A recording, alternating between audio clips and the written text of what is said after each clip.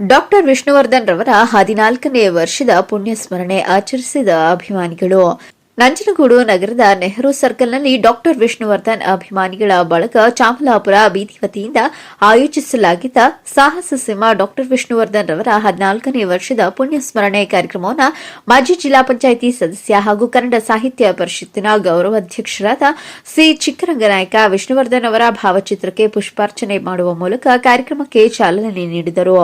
ಬಳಿಕ ಮಾತನಾಡಿದ ಅವರು, ನಟ ದಿವಂಗತ ವಿಷ್ಣುವರ್ಧನ್ ರವರು ಸಿನಿಮಾದಲ್ಲಿ ಹೇಗೆ ನಟಿಸಿದ್ದಾರೆ ಅದರಂತೆ ನಿಜ ಜೀವನದಲ್ಲಿ ಉತ್ತಮ ಕೆಲಸ ಕಾರ್ಯಗಳನ್ನು ಮಾಡಿ ಸಮಾಜ ಸೇವಕರಾಗಿದ್ದು, ಇದನ್ನ ಮನಗಂಡು ವಿಶ್ವವಿದ್ಯಾನಿಲಯ ಡಾಕ್ಟರೇಟ್ ಪದವಿಯನ್ನು ನೀಡಿ ಗೌರವಿಸಿತು. ನಮ್ಮೊಟ್ಟಿಗೆ ದೈಹಿಕವಾಗಿ ಅವರು ಇಲ್ಲವಾದರೂ ಮಾನಸಿಕವಾಗಿ ನಮ್ಮೆಲ್ಲರ ಜೊತೆ ಇದ್ದಾರೆ. ಎಲ್ಲರ ಮನಸ್ಸಲ್ಲೂ ವಿಷ್ಣುವರ್ಧನ್ ರವರ ಕೆಲಸ ಕಾರ್ಯಗಳು ಅಚ್ಚಳಿಯದೆ ಉಳಿದಿವೆ. ಈಗಿನ ನಟರು ಹಾಗೂ ಅಭಿಮಾನಿಗಳು ಅವರ ದಾರಿಯಲ್ಲಿ ಸಾಗಿದಾಗ ಮಾತ್ರ ಅವರ ದಾರಿಯಲ್ಲಿ ನಡೆಯಲು ಸಾಧ್ಯವಾಗುತ್ತದೆ ಎಂದು ಸ್ಮರಿಸಿದ್ದಾರೆ. ವಿಷ್ಣುವರ್ಧನ್ ಅಭಿಮಾನಿಗಳ ವತಿಯಿಂದ ಜನರಿಗೆ ಅನ್ನದಾನ ಮಾಡಲಾಯಿತು. ಈ ಸಂದರ್ಭದಲ್ಲಿ ನಂಜನಗೂಡು ನಗರಸಭಾ ಆಯುಕ್ತರಾದ ನಂಜುಂಡಸ್ವಾಮಿ, ನಗರಸಭಾ ಸದಸ್ಯರಾದ ಮಹದೇವ್ ಪ್ರಸಾದ್, ಮುಖಂಡರಾದ ಮಹೇಶ್ ಗಜೇಂದ್ರ, ಆಯೋಜಕರಾದ ಮಹೇಶ್ ಕಬ್ಬು, ವೆಂಕಟೇಶ್ ಸೇರಿದಂತೆ ಹಲವು ಗಣ್ಯರು ಭಾಗವಹಿಸಿದ್ದರು.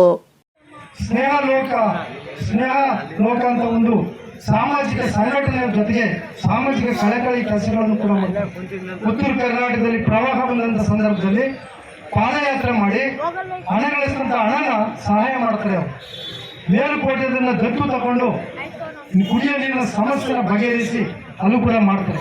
ಇದನ್ನೆಲ್ಲ ಕಂಡಂತ ಸರ್ಕಾರ ಅವತ್ತು 2005ರಲ್ಲಿ ಬೆಂಗಳೂರು ವಿಶ್ವವಿದ್ಯಾಲಯದಿಂದ ಡಾಕ್ಟರೇಟ್